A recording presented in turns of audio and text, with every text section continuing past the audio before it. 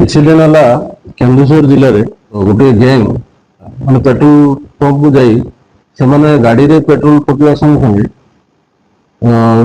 ସାଥିରେ ଆଣିଥିବା ଯୋଉ ଜାରିକେନ ସେ ତେଲ ଜାରିକେନରେ 2-3 ଜାରିକେନରେ ସେମାନେ ପେଟ୍ରୋଲ କିଣୁଥିଲେ। କିଣି ସାରିଲା ପରେ ସେ ସେଲ୍ସମ୍ୟାନକୁ ବିଲ୍ ମାଗୁଥିଲେ। ବିଲ୍ ଆଣିବା ସମୟରେ ସେମାନେ ସେଠୁ ପଳେଇ ଯାଉଥିଲେ, ଖସି ଯାଉଥିଲେ। ତ ଏଇଭଳି ଘଟଣା ଥାନା ହରିଚନ୍ଦନପୁର, ନନ୍ଦିପଦା ଏବଂ କଣ୍ଡାପଡ଼ା ଥାନାରେ ମିନିମମ୍ 7ଟି କେସ୍ କରିଥିଲେ। ସ୍ପେଶାଲ ସ୍କ୍ୱାଡ୍ ତାକୁ ଟ୍ରାକ୍ କଲେ। ଟ୍ରାକ୍ କରିକି ଆମେ ଆଜି ତାର ପର୍ଦ୍ଦାଫାଶ କରିଛୁ। ଏ ଗ୍ୟାଙ୍ଗରେ 2 ଜଣ ଅଛନ୍ତି, ଯାହାଙ୍କ ଘର ହେଉଛି ନରସିଂହପୁର, କଟକ।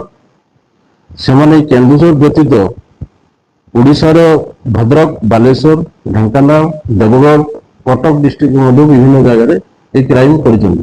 ତାଙ୍କ ପାଖରୁ ପ୍ରାୟ ପାଖାପାଖି 500 ଲିଟର ପେଟ୍ରୋଲ ଆଉ ଗୋଟିଏ ହୁଣ୍ଡାଇ କାର, 2ଟା ଯୋଉ ଟୟ ଗନ୍, 11ଟା ପାଖାପାଖି ପ୍ଲାଷ୍ଟିକ ଜାରିକେନରେ 500 ଲିଟର ପେଟ୍ରୋଲ, କ୍ୟାଶ ଅଫ୍ ₹9,900 ଏବଂ 8ଟି ଫେକ୍ ଯୋଉ ଭେହିକିଲ ନମ୍ବର ପ୍ଲେଟ୍, ସେଟା ସେମାନେ time to time number plate ବଦଳେଇକି କ୍ରାଇମ୍ କରୁଥିଲେ। ତାଙ୍କୁ ଆମେ ଆଜି ଆରେଷ୍ଟ କରିଛୁ ଏବଂ ଏଇ ସବୁ ଜିନିଷ ତାଙ୍କ ପାଖରୁ ଜବତ ହେଇଛି ଏବଂ ଆଜି ସେମାନେ କୋର୍ଟ ଫରୱାର୍ଡ